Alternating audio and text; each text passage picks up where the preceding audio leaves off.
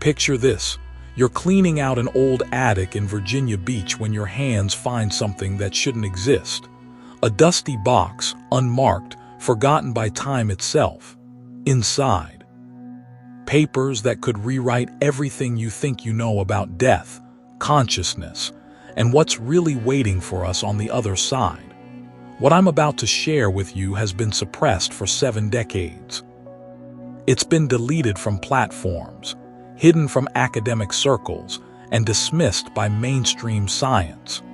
But for those brave enough to look deeper, this discovery reveals truths that will fundamentally change how you see reality itself. You're about to discover Edgar Cayce's final, forbidden interview, a conversation so dangerous that it was sealed away with instructions not to open it until 2014. Someone broke that seal. Someone couldn't resist. And now, this explosive content is spreading through underground networks, changing lives and challenging everything we've been told about existence. If this resonates with you, hit that like button right now, not for the algorithm, but as a signal that you're ready to wake up. Subscribe if you want to dive deeper into forbidden knowledge that mainstream sources won't touch.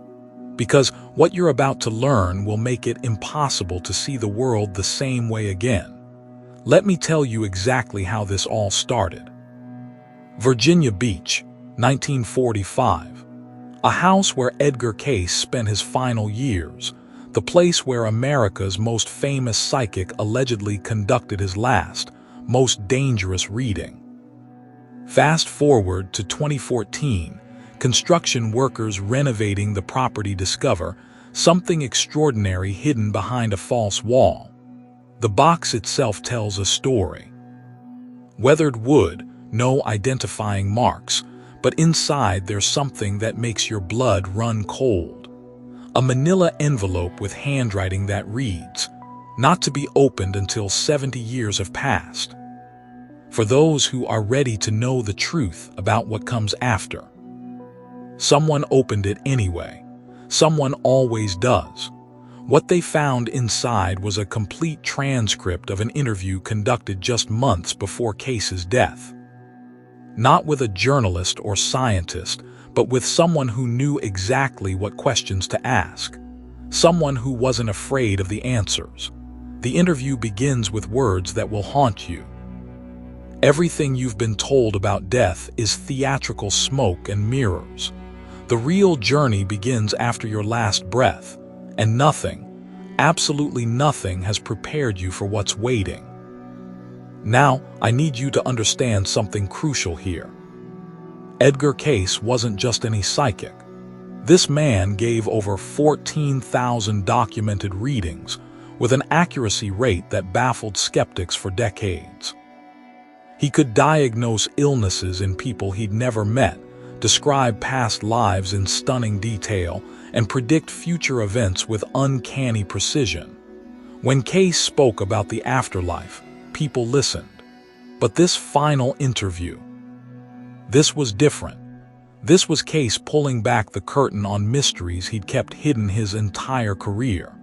He describes 7 distinct levels that every soul encounters after death. Not heavens or hells, but stages of consciousness that determine your entire spiritual evolution. And here's where it gets terrifying. Most people get trapped in the early levels for decades, sometimes centuries, because they don't understand the rules of the game.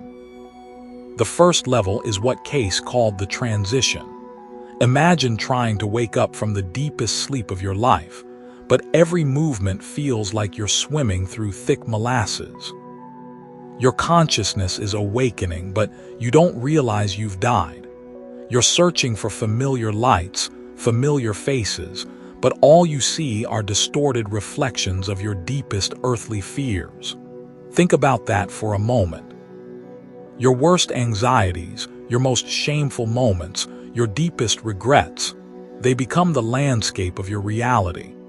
Cayce said some souls spend decades wandering this level, confused and lost, because they can't accept that their physical existence has ended.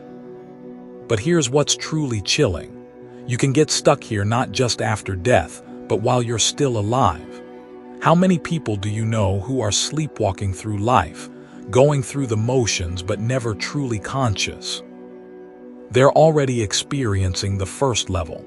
The second level is even more intense. Cayce called it reflection, and it's not what you'd expect. You don't just review your life, you experience it from everyone else's perspective. Every person you've ever hurt, every kindness you've shown, every moment of impact, you feel it all from the receiving end. Imagine feeling the exact pain you caused your ex-partner when you betrayed their trust. Picture experiencing the joy you brought to a stranger with a simple smile on their worst day. This isn't metaphorical according to Cayce. It's as real and immediate as physical sensation. This is where souls either break or break through. The pain of truly understanding your impact can be overwhelming. Some souls choose oblivion rather than face this truth. Others find redemption and move forward. The choice is entirely yours. The third level is where things get really interesting. Cayce called it awareness, and this is where you begin to understand the true structure of reality. You meet what he called beings of light, not angels in the traditional sense, but consciousness entities that communicate through pure knowledge transfer. No words, no explanations, just direct download of understanding. This is where Cayce himself accessed his psychic abilities. He said it was like being plugged into a cosmic internet where all knowledge exists simultaneously. But here's the thing that should make you pay attention. People are accessing this level right now, while they're alive. Mediums, prophets, visionaries, they're all tapping into this third level of consciousness. And Cayce hinted that in our current era, more people than ever before are naturally developing this connection. Now, if you're finding this fascinating, make sure you're subscribed because what comes next, the forbidden levels, will completely rewrite your understanding of consciousness itself. Share this with someone who's ready to question everything, because the deeper we go, the more dangerous this knowledge becomes. The fourth level is where Cayce's interview takes a dark turn. He called it the mirror corridor, and according to him, this is where most spiritual seekers lose their minds. Here's why. You don't just see your life as it was, you experience every single path you could have taken. Every decision you didn't make becomes a living, breathing alternative reality. In one dimension, you forgave your worst enemy. In another, you committed crimes you only fantasized about. In yet another, you became a saint or a monster. And here's the terrifying part. All these versions of you exist simultaneously. They're not hypothetical possibilities. They're actual energy patterns in what Cayce called the shared field. Every choice creates a branch, and in the mirror corridor, you experience them all at once. Cayce said this is where souls first understand that God isn't a judge, God is simply a witness. You become your own judge, jury, and executioner. The weight of infinite possibility, infinite responsibility, infinite consciousness crashes down on you all at once. Many souls can't handle this level. They beg to return to lower levels of consciousness, to go back to the illusion of linear time and limited choice. But some push forward, and that's where the real journey begins. The fifth level destroys your concept of time entirely. Cayce called it infinite time, where past, present, and future collapse into a single, eternal moment. This is where he accessed his most accurate prophecies, not by seeing the future like a movie, but by perceiving probability patterns in an ocean of potential outcomes. And in that ocean, he saw something that should terrify you, a massive rupture approaching in the mid-21st century. We're talking about the 2040s and 2050s people. Cayce didn't specify exactly what would happen, but his descriptions were disturbingly precise. cities without electricity, but not from technology failure, from what he called the thinning of meaning. People wearing white masks, but not for disease, for protection from soul contamination. Children born with complete memories of their previous lives, creating chaos in families who can't understand what's happening. Most shocking of all, entire countries disappearing not through war or natural disaster, but through collective loss of identity.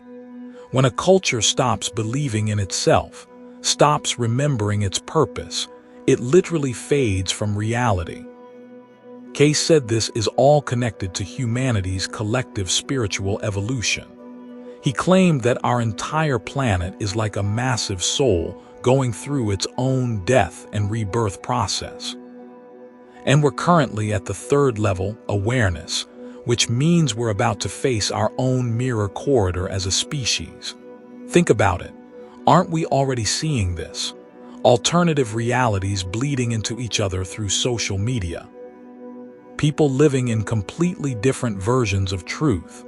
The fabric of shared reality starting to fragment. The sixth level is where Cayce said the soul undergoes what he called the separation of the shadow. This isn't destruction, it's release. Every fear, every ego attachment, every petty human concern gets stripped away until only pure essence remains. Cayce described it like peeling away layers of clothing until you're standing as pure light. But here's what's crucial. You don't lose these aspects of yourself. You simply stop identifying with them. The fear is still there, but you recognize it as a tool, not your identity. The ego exists, but you see it as a costume, not your true self. And it's at this level that the soul first makes contact with what Cayce called the Creator. Though he was careful to explain this isn't a bearded man in the clouds. It's contact with your own highest self, but from the future, from a perspective of complete evolution. Imagine meeting the version of yourself that has already transcended all limitations, already learned all lessons, already become everything you're capable of becoming. That's the present soul's encounter at the sixth level. But the seventh level, that's where Cayce's interview takes an unexplained turn. The transcript shows him falling silent mid-sentence, a long pause, then 2 pages later just one chilling line, "I cannot speak about it. I am not allowed." Who wouldn't allow him? Why? What exists at the seventh level that's so beyond human comprehension that even Edgar Cayce, who spent his life revealing impossible truths, was forbidden from sharing it? Some researchers believe the seventh level is the exit point, the final graduation from all cycles of existence as we understand them. Others think Cayce encountered something so fundamentally alien to human consciousness that describing it would cause immediate psychological breakdown in anyone unprepared. But here's where the interview becomes prophetic in ways that should make your skin crawl. From this point forward, Cayce shifts to what he calls the traps of the future. And remember, this was recorded in 1944, decades before any of this technology existed. He describes humanity standing before a test that repeats every few thousand years. Civilizations either awaken to their spiritual nature or fall into what he calls technological hypnosis. He mentions Atlantis, ancient Sumerian cultures, pre-dynastic Egypt, all societies that knew about these 7 levels of consciousness, but chose to forget. Why would they choose to forget? Because, according to Cayce, when humans realize they're immortal, they either become enlightened or go completely insane. There's no middle ground. The future isn't programmed, he insists. It's being constructed moment by moment based on our collective choices. And right now, we're deciding between becoming a soulless technocracy or returning to our spiritual source. He predicts that by the 2040s and 2050s, a new type of human will emerge. Not genetically different, but with radically altered perception of time, energy, and consciousness.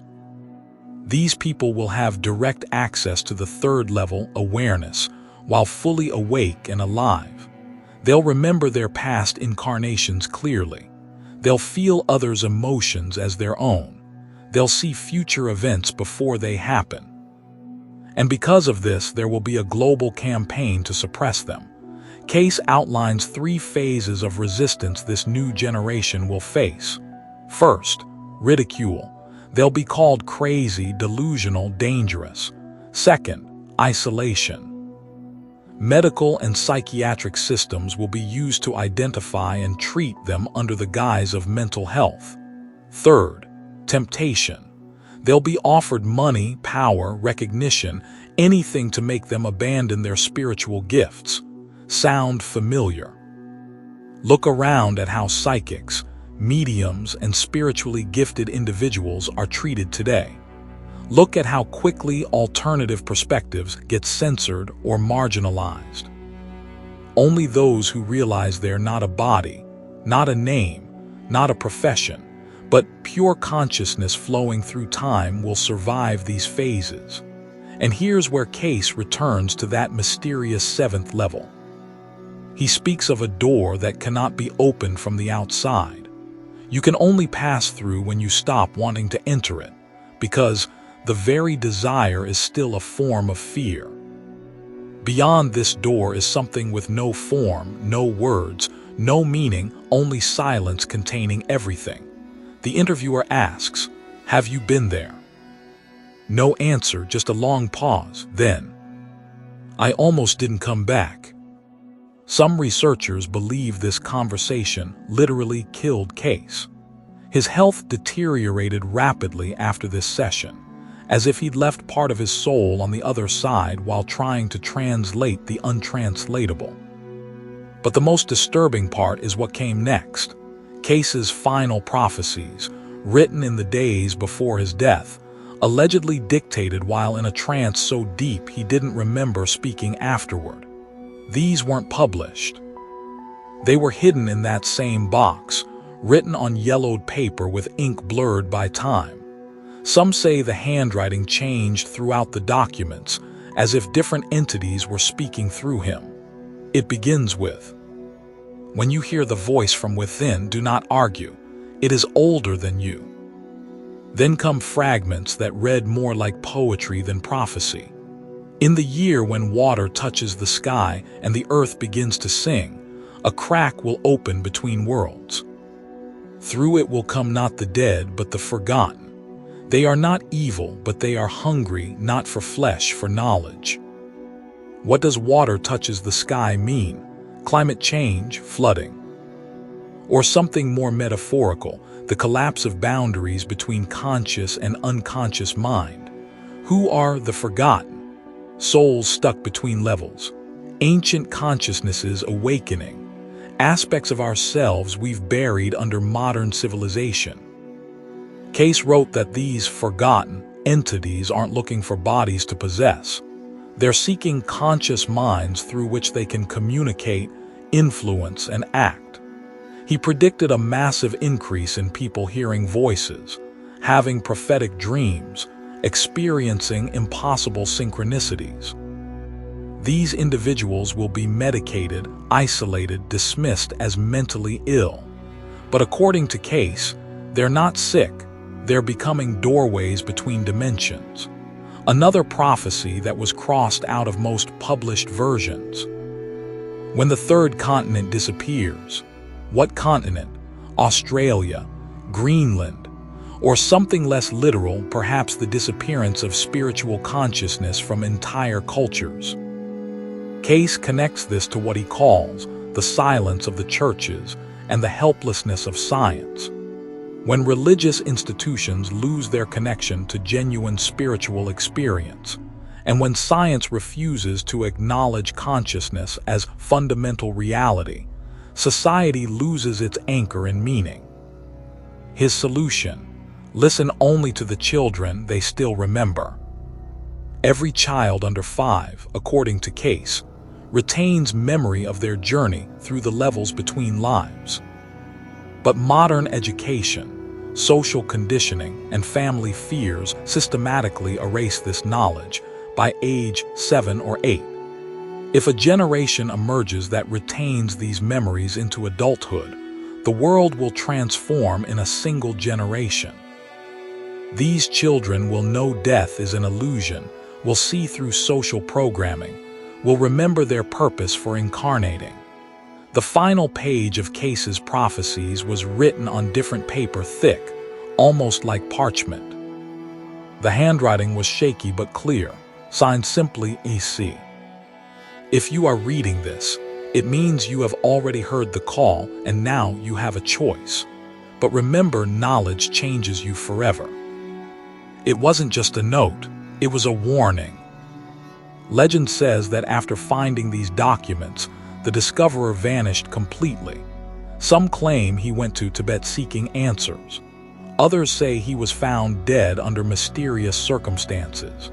Most researchers simply refuse to comment. But here's what you need to understand. According to Cayce, these 7 levels aren't just about what happens after death. They're happening right now in your current life. You can get stuck at level 1, sleepwalking through existence. You can experience level 2 by truly empathizing with others' perspectives. You can access level 3 through meditation, psychic development, or spontaneous spiritual experiences. The levels exist within you at this very moment.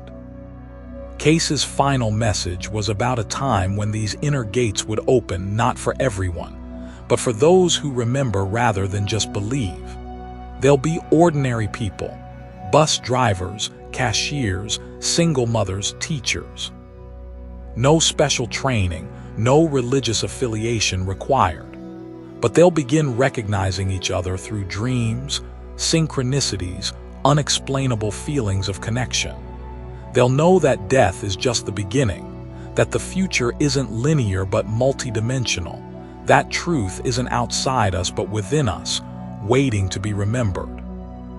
Most importantly, they'll realize we've never been alone. Souls who have mastered all 7 levels remain connected to us not as ghosts, but as guides, as inspiration, as the quiet voice of conscience that speaks when we're still enough to listen. When you suddenly feel in a moment of perfect silence that you're not alone, that's not imagination. That's recognition. Those who have studied these materials believe Cayce left us a map, a key, and a warning. But not for everyone, only for those ready to release their grip on the familiar world, to remember the real one. This kind of information doesn't appear on mainstream media. It gets deleted from platforms, ignored by academics, dismissed by skeptics. But it lives in copies, in memory, in people like you who sense there's more to existence than what we've been taught. And now that you know this, you're no longer the same person you were when you started reading. The question isn't whether any of this is true. The question is what you're going to do with this knowledge. Will you return to comfortable illusions, or will you take the next step into genuine awakening? The choice, as it always has been, is entirely yours. If this material awakens something deep within you, don't keep it to yourself. Hit that like button as a signal to others who are ready to remember. Subscribe if you want to explore more forbidden knowledge that mainstream sources won't touch. Share this with people in your life who you sense are ready to question everything. Because according to Cayce's final prophecy, the time for hiding is over. Those who can see must find each other. The awakening is happening now, whether we're ready or not. The real question is, are you ready to remember who you really are?